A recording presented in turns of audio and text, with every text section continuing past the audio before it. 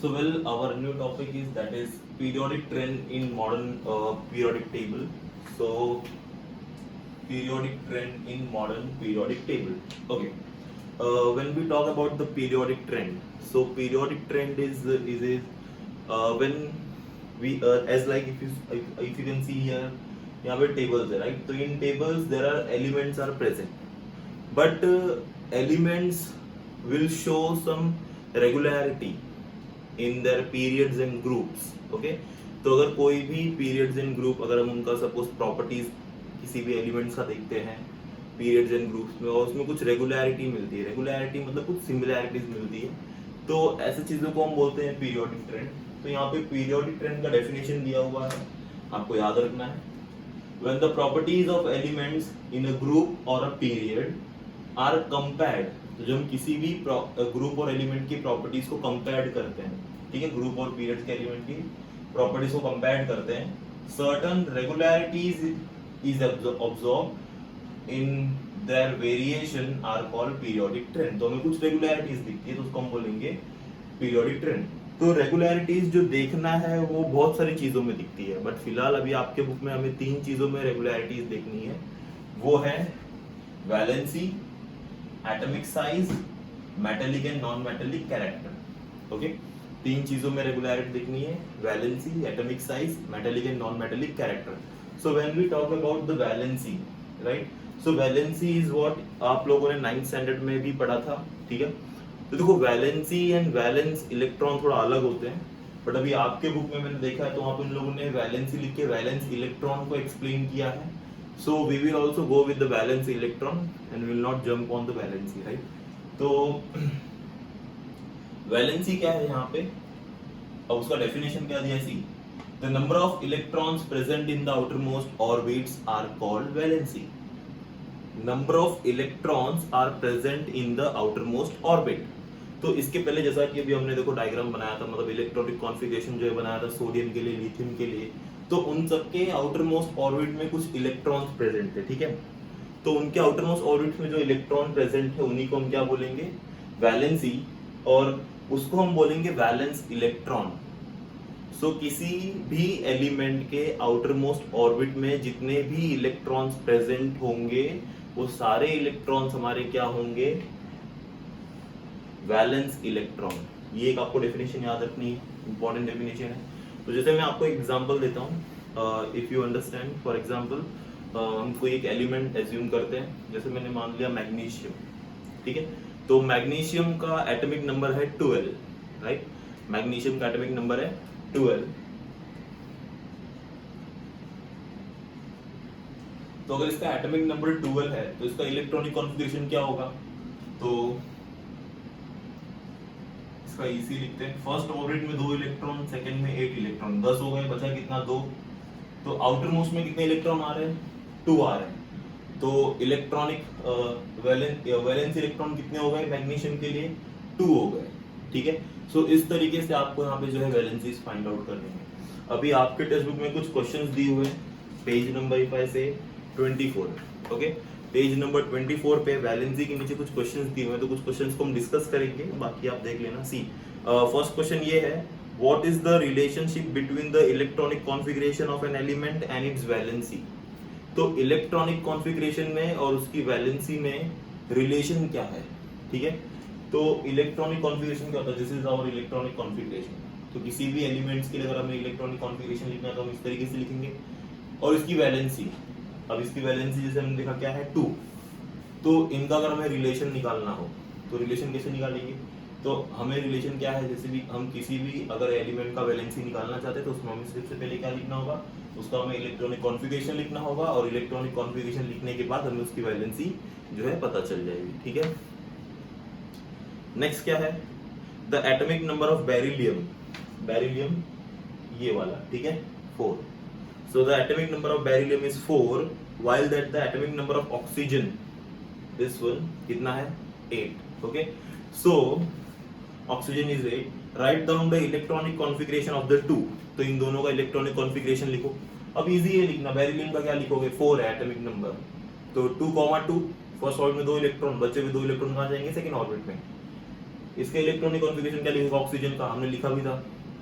So total 8 है, first orbit में 2 electron, बचे हुए 6 कहाँ जाएंगे सेकेंड ऑर्बिट में, सो 2,6, ठीक है। And deduce their valency for the same, और उनकी वैलेंसी बतानी है। फर्स्ट की वैलेंसी 2 और सेकेंड वाली की वैलेंसी कितनी हो जाएगी। देखो यहाँ पे जैसे मैंने बताया ना, वैलेंसी और वैलेंस इलेक्ट्रॉन दोनों अलग होते हैं, बट अब यहाँ पे मैं वैलेंसी लिख के वैलेंस इलेक्ट्रॉन का डेफिनेशन दिया हुआ है, so this is quite not good, but अगर आपको वैलेंसी बता देता हूँ मैं क्या है, तभी आप लोग और ज़्यादा कंपेयर कर पाओगे। सी वैलेंसी क्या होती है, एक्चुअली ये डेफिनेशन वैलेंसी का नहीं है जो ये दिया हुआ है, ये वैलेंस इलेक्ट्रॉन के लिए डेफिनेशन वैलिड है, तो आप यहाँ पे वैलेंसी की जगह वैलेंस इलेक्ट्रॉन लिख दो, ज़्यादा बेटर होगा। वैलेंसी क्या होती है, valency is the number of electron require to complete the outermost orbit, ठीक है। मुझे आउटर मोस्ट ऑर्बिट को अगर कंप्लीट करना है तो कितने इलेक्ट्रॉन का रिक्वायरमेंट है। तो सी आउटर मोस्ट ऑर्बिट कंप्लीट करने के लिए एलिमेंट्स जो है वो कभी कभी इलेक्ट्रॉन गेन करते हैं या कभी कभी इलेक्ट्रॉन को लूज करते हैं, ठीक है। इलेक्ट्रॉन गेन करेंगे या इलेक्ट्रॉन को लूज करेंगे, तो जितना इलेक्ट्रॉन गेन होगा या जितना इलेक्ट्रॉन लूज होगा वही हमारी वैलेंसी होगी। तो अभी जैसा आपका सेकंड क्वेश्चन था यहाँ पे, अगर उस क्वेश्चन को हम फिर से पढ़े और हम अंडरस्टैंड करें तो सी क्या रिजल्ट आता है उसका। Atomic number of beryllium is 4। तो अगर मैं बात करूं बेरिलियम, ठीक है, मैं यहाँ लिख देता हूं, बेरिलियम का एटॉमिक नंबर कितना है 4 है, तो इलेक्ट्रॉनिक कॉन्फ़िगरेशन क्या हो जाएगा 2,2। सिमिलरली ऑक्सीजन का बताया, ऑक्सीजन का एटॉमिक नंबर 8 है, तो ये हो जाएगा 2,6, राइट। अब बात करते हैं इनकी वैलेंसी की। सी सेकेंड ऑर्बिट में है और हमें पता है सेकेंड ऑर्बिट में एटलीस्ट कम से कम कितने इलेक्ट्रॉन होने चाहिए 8 इलेक्ट्रॉन, बट यहाँ पे कितने हैं 2। क्या इसका आउटर मोस्ट ऑर्बिट कंप्लीट है, नहीं कंप्लीट है। यहाँ पे अगर हम बात करें एटॉमिक नंबर कितना है 6, क्या इसका आउटर मोस्ट ऑर्बिट कंप्लीट है, नहीं कंप्लीट है। दैट मीन्स ये दोनों के आउटर मोस्ट ऑर्बिट कंप्लीट नहीं है। तो कंप्लीट करने के लिए हमें क्या करना पड़ेगा, इनके आउटर मोस्ट ऑर्बिट को कंप्लीट करने के लिए हमें क्या करना होगा, या तो इलेक्ट्रॉन को गेन करना होगा या तो इलेक्ट्रॉन को लूज करना होगा। But if you see for beryllium, beryllium के आउटर मोस्ट में 2 है, होने कितने चाहिए 8, तो मतलब उसे और कितना इलेक्ट्रॉन चाहिए 6। तो क्या इसे कोई 6 इलेक्ट्रॉन देगा, नहीं देगा। तो इसे कोई भी अपना 6 इलेक्ट्रॉन नहीं देगा। तो बेरिलियम क्या करता है, अपने 2 इलेक्ट्रॉन को डोनेट कर देता है। बेरिलियम क्या करता है, अपने 2 इलेक्ट्रॉन को क्यों डोनेट करता है, अगर उसने दोनों इलेक्ट्रॉन को डोनेट कर दिया तो सेकेंड ऑर्बिट में कुछ बचा नहीं बचा, तो फिर आउटर मोस्ट ऑर्बिट कौन हो जाएगा, फर्स्ट वाला जो कि कंप्लीट है। तो इस तरीके से ये कंप्लीट हो जाता है। बात करेंगे ऑक्सीजन की, तो सी इसने कितने इलेक्ट्रॉन डोनेट किए 2, तो बेरिलियम की वैलेंसी कितनी हो गई, तो इसकी वैलेंसी हो गई 2। बट अगर हम बात करेंगे ऑक्सीजन की, ऑक्सीजन का एटॉमिक नंबर कितना है 8, तो 2,6, अब यहाँ पे 6 है, होने कितने चाहिए 8, क्योंकि सेकेंड ऑर्बिट है। अब उसे 8 होने के लिए कितना चाहिए 2 चाहिए, इसे कितना चाहिए 2 इलेक्ट्रॉन चाहिए। अब ये बताओ, ये किसी से 2 इलेक्ट्रॉन लेगा वो बेटर है अपना 6 इलेक्ट्रॉन लूज कर दे, 2 इलेक्ट्रॉन लेगा वो बेटर है, ठीक है। तो ये क्या करता है 2 इलेक्ट्रॉन को एक्सेप्ट करता है, इसीलिए इसकी भी वैलेंसी क्या हो जाती है 2। तो जैसा मैंने आपको थोड़ी देर पहले, एक्चुअली वैलेंसी को और ज्यादा डीप में हम पढ़ेंगे या फिर मैं एक वैलेंसी के ऊपर ही वीडियो बना दूंगा। तो यहाँ पे क्या है कि वैलेंसी जो है नंबर ऑफ इलेक्ट्रॉन गेन और number of electron lose to complete the outermost orbit, उसे हम बोलेंगे यहाँ पे वैलेंसी, ठीक है। तो ये एक पार्ट हमारा कंप्लीट होता है यहाँ पे। बाकी और भी क्वेश्चन है आप अपने से सॉल्व कर सकते हो अगर आपको इतनी चीजें समझ गई है। तो यहाँ पे आपने इलेक्ट्रॉनिक कॉन्फ़िगरेशन भी लिख दिया, उनकी वैलेंसीज भी बता दी। तो यहाँ पे एक चीज हमें ये समझ में आती है कि even though the this elements have different electronic configuration but they might have the same valency. Okay, उनकी वैलेंसी सेम होने की चांसेस है। ओके, सो हमने एक टॉपिक कवर कर लिया जो कि हमारा क्या था, valency.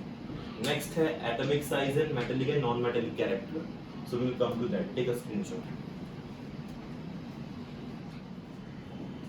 So well, now we'll start with the next topic of like the next part of our periodic trend. Okay, तो इन पीरियोडिक ट्रेन जैसा कि हमने देखा कि पीरियोडिक ट्रेन जो है 3 पार्ट में डिवाइडेड है, valency, atomic radius and metallic and non metallic character, right. तो हमने वैलेंसी देखा अभी। Now next is atomic radius. Okay, in atomic radius what we see here is किसी भी एटम का एक रेडियस होता है, ठीक है। मतलब हर एक एलिमेंट के जो एटम्स होते हैं उनके कुछ रेडियस होते हैं, और उनका जो रेडियस होता है ना वो p, ये pm नहीं, p स्मॉल है, m is metre, this is called as picometre. Okay, radius जैसे सेंटीमीटर वैसे पिकोमीटर, या फिर किलोमीटर वैसे पिकोमीटर, ठीक है। पिकोमीटर मतलब 10⁻⁻12 मीटर, पिको मतलब 10⁻⁻12।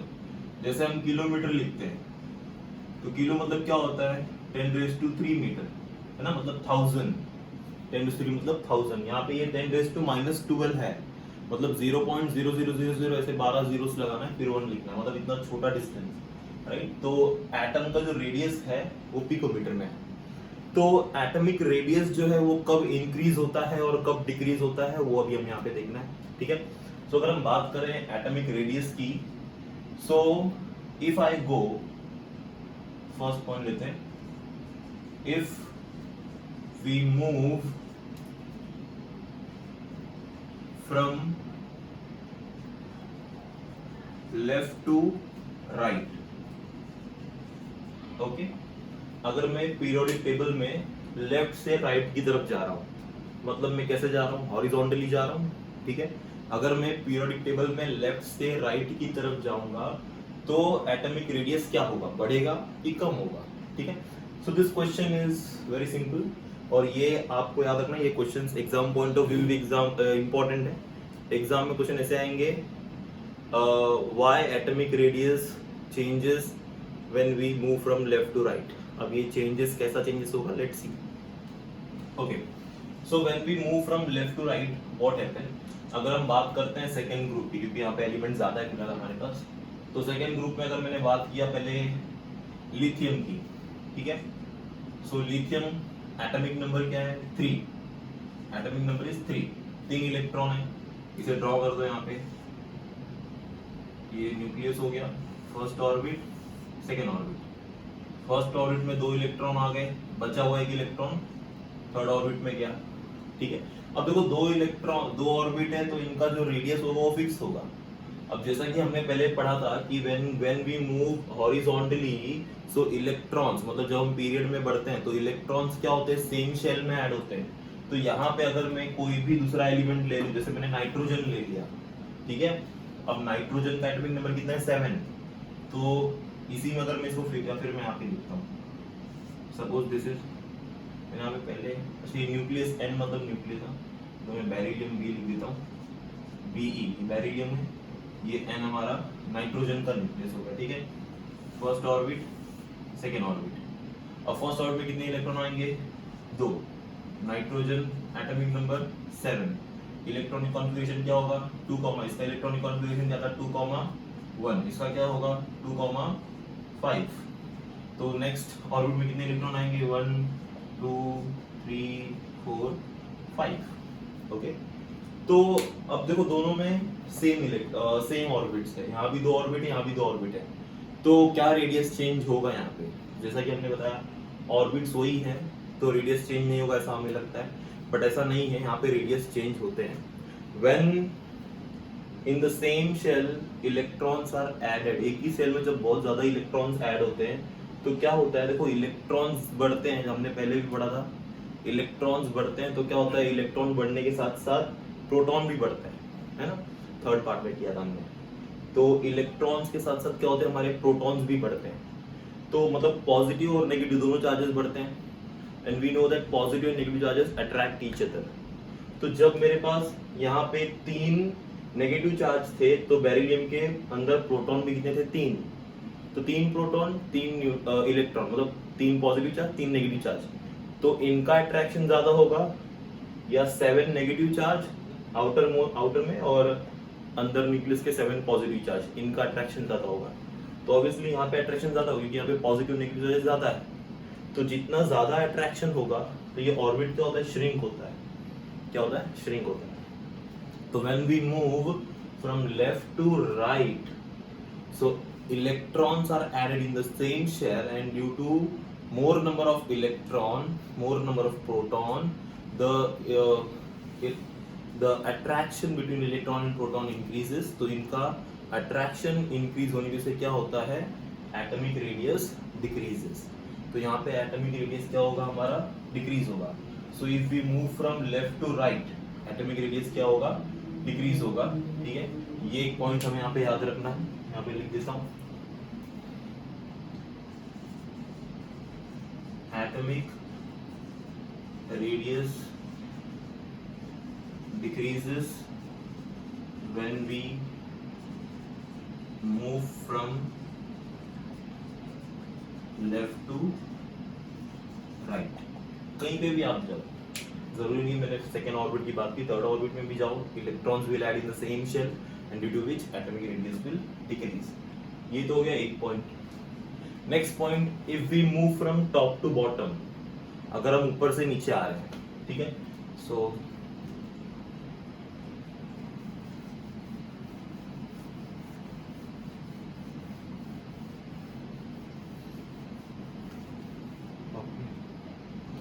now next question is,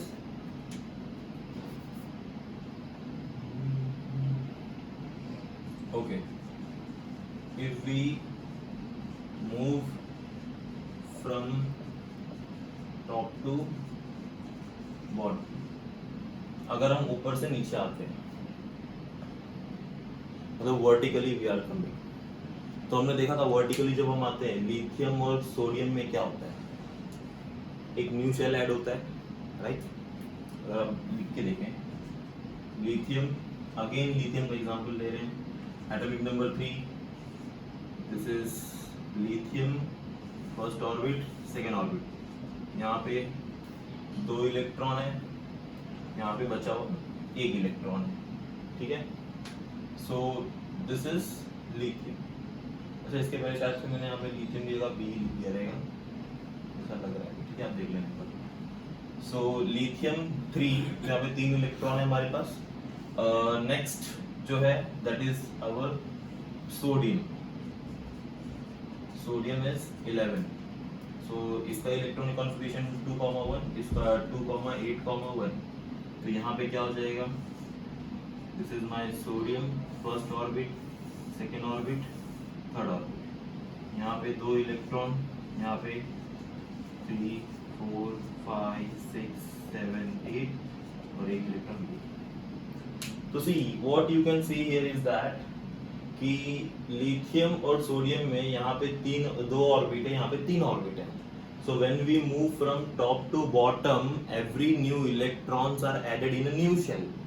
तो हर एक नया इलेक्ट्रॉन अगर नए शेल में ऐड होता है तो एक शेल के बढ़ने से रेडियस क्या हो जाता है, इंक्रीज हो जाता है. तो we can write that atomic radius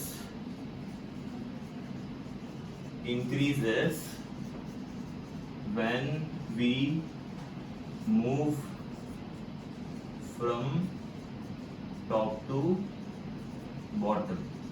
ठीक है, so when we move from top to bottom atomic radius increases. तो आपको एग्जाम में क्वेश्चन कैसे आएंगे, why atomic radius increases when we move from top to bottom. So why it is increasing? Because when we move from top to bottom in a group, every new electrons are added in a new shell, due to which atomic radius increases. और एक दो example बता दें मैंने.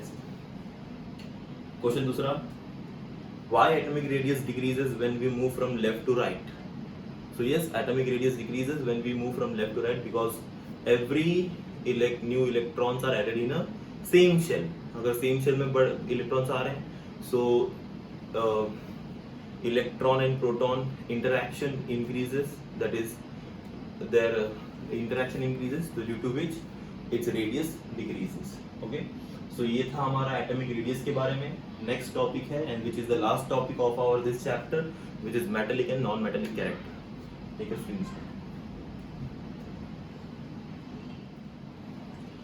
Okay, coming to the last topic of our chapter, that is metallic and non-metallic character in periodic trends. Okay, so how we can decide whether we are getting metallic and non-metallic character? So ये decide करने के लिए हम इस table पे आते हैं फिर से. So in this table हमने पहले सीखा था कि how we decide metals and non metals and metalloids.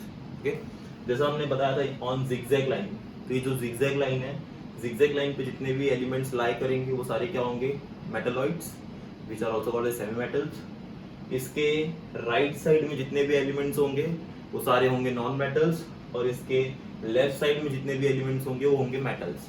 मतलब ये सारे मेटल्स हैं, ये सारे नॉन मेटल्स हैं, और इनके ऊपर जो प्रेजेंट है वो मेटलॉइड्स है।